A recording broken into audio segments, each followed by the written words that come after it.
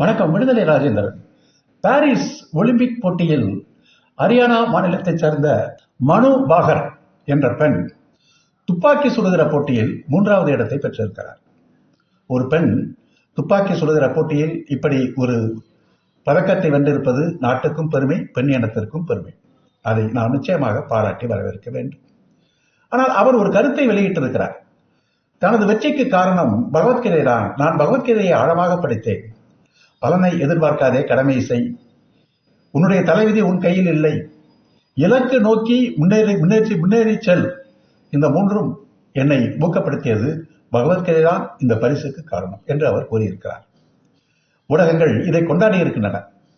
ஏதோ பகவத்கீதைக்கு ஒலிம்பிக் போட்டியில் தங்கப்பதக்கம் கிடைத்தது போல் பகவத்கீதையை தூக்கி வைத்து பெருமை கொண்டாடுகிறார்கள். இந்த கருத்துக்கள் நியாயம்தானா? சிந்தித்து பார்க்க வேண்டும். பகவத்கீதை எப்போது வந்தது? புத்த மார்க்கம் செல்வாக்கு பெற்று இருந்த ஒரு காலம். அதனுடைய சாக்கிய தத்துவம் மக்களால் கொண்டாடப்பட்டது. புத்த மதத்தை அழிப்பதற்கு பல்வேறு சூழ்ச்சிகள் நடந்தன. அதில் ஒன்று ஊடுருவி அழித்தல் என்பது. அதன் காரணமாக சாக்கிய தத்துவத்தின் பல கோட்பாடுகளை ஏற்றுக்கொண்டு அதில் வேதாந்தத்தின் கருத்துக்களை, வர்ணாசிரம கருத்துக்களை உள்ளே புகுத்தி உருவாக்கப்பட்ட ஒன்றுதான் பகவத்கீதை. இதன் நோக்கம் பௌத்தத்தை ஊடுருவி அழிப்பது என்பதாகும். இது பல வரலாற்று ஆய்வாளர்களின் கருத்தாகும். கடமையை செய், பலனை எதிர்பார்க்காது. இது யாருக்காக சொல்லப்பட்டது? அரசியல் சட்டத்தில் இன்றுள்ளபடி எல்லோரும் எல்லா தொழிலையும் செய்யலாம், நீங்கள் கடமையை செய்யுங்கள் என்பதற்காக சொல்லப்பட்டதா என்றால் நிச்சயமாக இல்லை. அப்போது இருந்த வர்ணாசிரம தர்ம அமைப்பில் வர்ணாசிரம தர்மம், சாஸ்திரம் பிராமணனுக்கு என்ன கடமை வைத்ததோ, சத்திரியனுக்கு, வைசியனுக்கு, சூத்திரனுக்கு என்ன கடமை வைத்ததோ அந்த கடமையை செய். அதற்கு பலனை நீ எதிர்பார்க்காது. ஒரு பிராமணனுக்கு சூத்திரன் அடிமை வேலை செய்ய வேண்டும். அடிமை வேலை செய்து கொண்டு பலனை எதிர்பார்க்காது. பிராமணனுக்கு செய்ய வேண்டியது உன்னுடைய கடமை. அதுதான் கடமையை செய், பலனை எதிர்பார்க்காது என்ற ஒரு தத்துவமாகும். இந்த ஒரு தத்துவம் மானுட குலத்திற்கு சொல்லப்பட்ட ஒரு தத்துவம் அல்ல என்பதை நாம் புரிந்து கொள்ள வேண்டும். இரண்டாவது, இந்த 4 வருணத்தையும் நான் தான் படைத்தேன். சதுர்வர்ணம் மயா சிருஷ்டம். இதை மாற்றுவதற்கு எனக்கே உரிமை இல்லை என்று கிருஷ்ணன் கூறிவிட்டார்.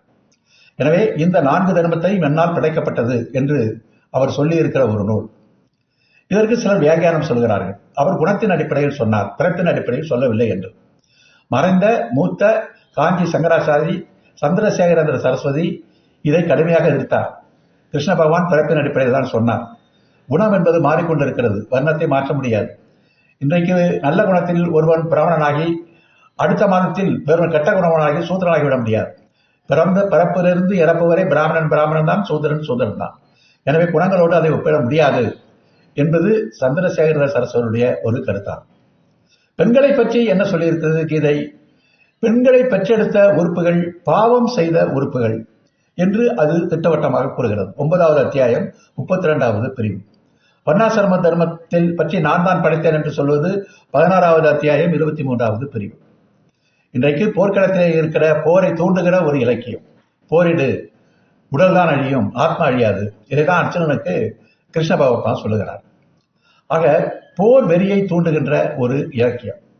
ரஷ்யாவுக்கும் இஸ்ரேலுக்கும் வேண்டுமானால் அது இன்றைக்கு பயன்படக்கூடிய ஒரு கருத்தாக இருக்கலாம். ஆக பெண்களை அவமானப்படுத்தி சூத்திர இழிவை நியாயப்படுத்தி போர் வெறியை தூண்டுகின்ற ஒரு இலக்கியம் பகவத்கீதை. காந்தியை சுட்ட கோட்சே, அவனும் பகவத்கீதை தான் துணை கிடைத்தான். காந்தியை சுடுவதற்கு கோட்சே துப்பாக்கியை கையில் எடுத்தான். அந்த துப்பாக்கிக்கு பகவத்கீதையை நியாயத்திற்கு அழைத்தான். பகவத்கீதையில் கிருஷ்ண பரமாத்மா தர்மத்தை அழிப்பதற்கு கொலை செய்யலாம் என்று சொல்லியிருக்கிறார். அந்த அடிப்படையில் தான், பகவத்கீதை அடிப்படையில் தான் காந்தியை நான் சுட்டுக் கொன்றேன். இது கோட்சேவனுடைய நீதிமன்ற வாக்குமூலம். கோட்சே பகவத்கீதை தத்துவத்திற்கு மாறாக பெண்கள் இழிவானவர்கள் என்று சொல்லப்பட்ட தத்துவத்தை உடைத்து எரிந்து பெண்களுக்கு விதிக்கப்பட்ட தொழில் போர் தொழில் அல்ல என்பதை உடைத்து எறிந்து கையில் துப்பாக்கி ஏந்தி நிற்கிற இந்த பகவத்கீதைக்கு நேர் எதிரான களம் இறங்கி இருக்கிற ஒரு பெண் தனக்கும் பகவத்கீதையை ஆதரவாக இன்றைக்கு கூறிக்கொண்டிருக்கிறார் என்பது ஒரு மிகப்பெரிய முரண்பாடு. ஆக பகவத்கீதையே ஒரு முரண்பாடுகளுடைய தொகுப்பு தான். எனவே பகவத்கீதையை இதில் கொண்டாடுவதற்கு எந்த நியாயமும் இல்லை. அது போர்வெறியை தூண்டுகிற, வண்ணத்தை காப்பாற்றுகிற, பெண்களை இழிவுபடுத்துகிற ஒரு நூல். சிந்திப்போம். நன்றி, வணக்கம்.